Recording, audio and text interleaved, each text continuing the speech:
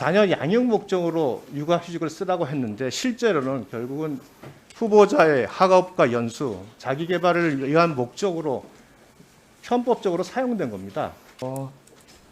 제 스스로는 사실은 가정에 완전히 무관심한 아버지였는데 미국 가서 사실은 거의 24시간을 아이들하고 같이 지내면서 육아휴직의 목적에 충실했다고 스스로 생각은 합니다만 후보자가 생각하는 편법이라는 것에 대해서 어떻게 서면 답변을 보니 법 규범을 벗어나지는 않으나 손쉽게 피하는 행위다.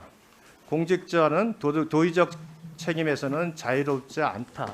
이런 답변을 주셨어요. 육아휴직이라는 것이 네이버 지식백과에 보면 이렇게 나옵니다.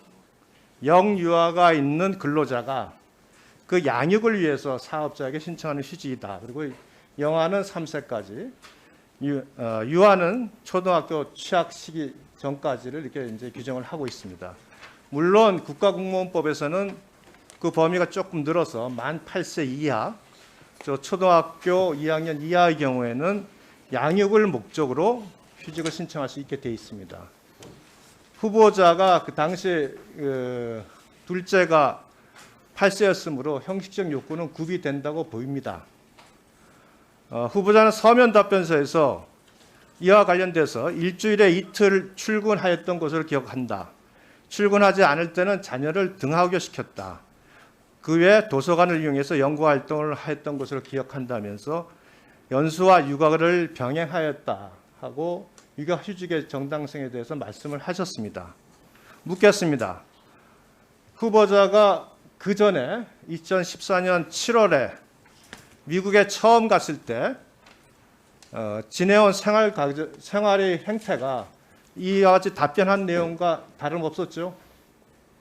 예, 좀 다른 점은 매일 등하교를 시켰습니다. 학교 가는 날은 낮에 갔기 때문에요. 그러니까 그 당시에도 네. 이미 그 서면 답변서에 나온 내용대로 예, 수업을 듣고 도서관을 예, 다니고 비슷하습니다. 그 와중에 자녀를 뭐 등하교 시키는 정도 네. 이 과정은 동일했지 않습니까? 예, 그리고 도서관은 버클리 학교 도서관보다도 오히려 시마다 커뮤니티의 도서관이 잘 돼 네, 있어서요. 알겠습니다. 네, 그러면 한번 봅시다. 6개월이 지나서 육아휴직을 신청할 때는 육아의 목적이라고 돼 있습니다. 그럼 사정 변화가 있어서 도대체 내가 아이들을 돌보지 않을 상황이 돌봐야만 되는 상황이기 때문에 육아휴직을 하는 거거든요. 그러면 그전 6개월이나 그 6개월 상황이 하나 변한 게 없어요. 육아휴직을 신청하는 것이 적절치 않다 이렇게 지적을 받지 않을 수가 없습니다. 조금 달라진 사정은 있습니다. 그러나 변한 건 특별한 건 없잖아요. 아니요, 좀 있습니다. 육아휴직에 육아를 위해서 더 신경을 써야 될 상황이 있었습니까? 예. 무슨 상황이었나요? 제가 갔을 때는 이제 12월 31일이었고요. 이제 그때는 겨울이었지 않습니까? 그 6개월이 지나고 7월 달부터는 이제 학교가 방학을 했고요.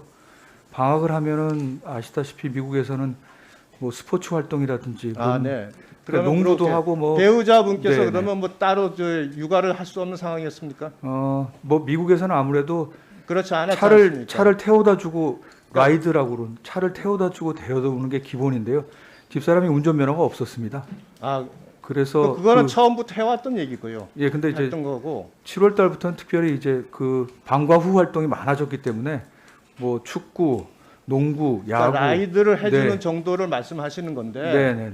그거 가지고 그 사정 변화가 크다고 할 수는 없는 것 같고요. 네. 자, 2018년에 대구지방법원에서는 경찰 공무원이 육아휴직 기간 중에 로스쿨 재학한 것에 대해 징계 판결을 내렸습니다. 감사원에서도 2017년에 육아휴직 중 로스쿨에 재학한 경찰 공무원 8명에 대해서 적발을 해서 감봉의 징계 처분을 받았습니다. 즉 육아휴직이라는 것이 그 목적과 달리 사용됐다 해서 논란이 됐습니다.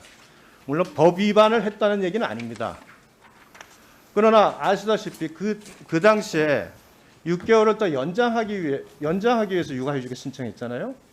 그렇다면은 국가공무원법 71조 2항 7호에 보면은 직무 관련 연구 과제 수행을 하거나 자기 개발을 위해서 학습 연구 등을 할 때 자기 개발 휴직을 사용할 수 있게 되어 있습니다. 지금 말씀하신 내용들을 하면 오히려 자기개발 휴직이 맞아요. 그렇지 않아요? 그런데도 육아휴직을 선택했습니다. 선택한 이유가 뭡니까? 제가 당시 신청할 때는 자기개발 휴직이 없었던 것으로 알고요. 제가 사실은 육아휴직이 아니라 유학휴직을 신청하려고 했습니다. 그게 또 취지에 맞고요. 예. 그런데 전례가 없다고. 왜냐하면 이제 저는 전문화 연수 6개월로 갔고 6개월 뒤에 육아휴직하는 거는 지금 제가 최초가 됐고요.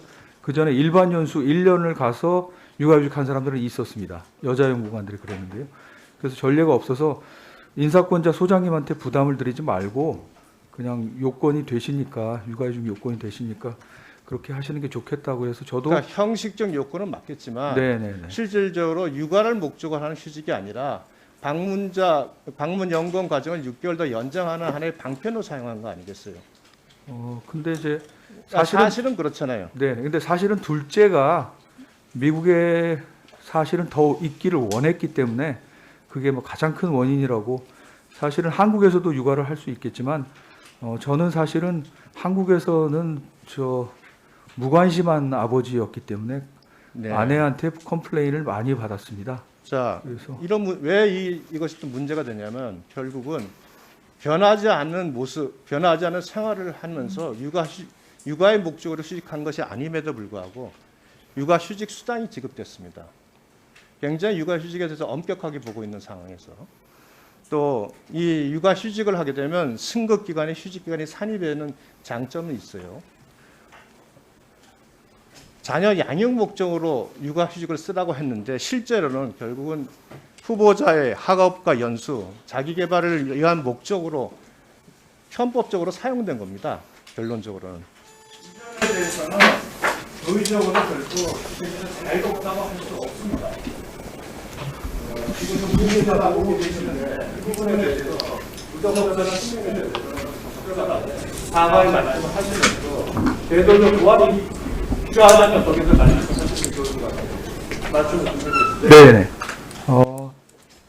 제 스스로는 사실은 가정에 완전히 무관심한 아버지였는데 미국 가서 사실은 거의 24시간을 아이들하고 같이 지내면서 육아휴직의 목적에 충실했다고 스스로 생각은 합니다만 제가 이 청문회 와서 육아휴직에 대한 사실은 이제 공무원이나 대기업에 있는 일부 국민 중에서요 일부만 육아휴직을 자유롭게 쓸 수 있을 뿐이지 대다수 중소기업이나 다른 분들은 사실은 직장을 잃을까봐 여러 가지 사정상 육아휴직을 제대로 못 쓰는 것 같습니다. 그런 국민 감정을 감안한다면 저도 좀 어떻게 보면 혜택을 받은 계층이 아니겠는가 그런 면에서 좀 송구하게 생각을 합니다.